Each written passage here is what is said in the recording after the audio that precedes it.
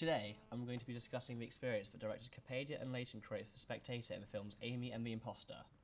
Both films are documentaries, both differ in that their structure and experience contrast each other greatly. Amy is a 2015 documentary directed by Asif Capadia. The film borrows elements from both exploratory and observational documentaries with the intention of revising the popular perception of Amy through extensive use of archive footage and audio recordings. Capadia edits this footage so that it works chronologically.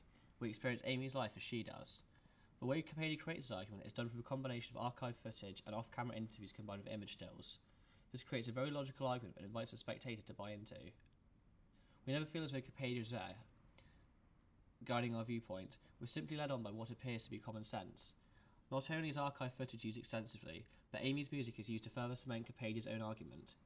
For example, when Amy and Blake first get together, the lyrics of a song playing at the time become superimposed on the screen in what appears to be Amy's own notes. Blake's name is present on the notes, thus inferring that the song is about Blake.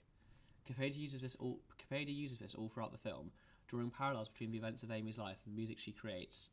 Furthermore, the intimacy we get with Amy puts the spectator in a position where we empathise with her no matter what. We see her at her best and her worst, and this positioning invites the spectator to sympathise with her in such a way that would not have been achievable when compared to how the media was portraying her at the time she was alive. House in the paper this week. My God, she looks like a campaign poster for neglected horses. Amy Winehouse, she's like a mad person. Capadia very much creates an experience for Spectator in which we are very much guided to buying into Capadia's viewpoint. There is definitely room for debate as to whether or not Capadia is in fact manipulating the spectator into adopting his viewpoint. What is definitely factual is that positioning with Amy makes a very emotional and intimate experience for the spectator.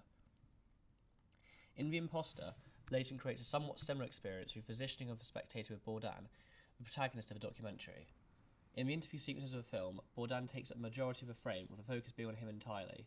Every other interviewee is shot in an open frame with hardly any focus on them. This style of filming positions us with Bourdain, and the language he uses invites us to sympathise with him. This is done very similarly to how Capadia invites us to sympathise with Amy. We're positioned with them in the narrative as if they're the protagonist, and no matter the circumstances, we're going to support them. We're emotionally involved with them after all. Furthermore, Leighton constructs the narrative in such a way that it emulates a thriller film. The twists included, such as when you begin to turn against the family, and when we discover the truth behind Bourdain's past, are designed to toy with the spectator's emotions. Leighton structures the narrative so we go from sympathising with Bourdain to disdaining him. This portrayal extends even into the reconstructed footage, where we see Bourdain in a telephone box. He appears vulnerable and powerless, but compare that portrayal to how we see him at the end of the film, and you see two very different characters, much akin to the unravelling mystery of a thriller film. Both documentaries feature a similar principle in that the spectator's position of a character and we follow them through the film. However, they're both exacted through very different means. Amy creates the illusion of an objective experience, whilst the imposter appears more subjective. However, both subvert the typical expectations of a documentary, as they evoke an emotional response from the spectator, whereas normally the spectator would expect an objective and distant experience.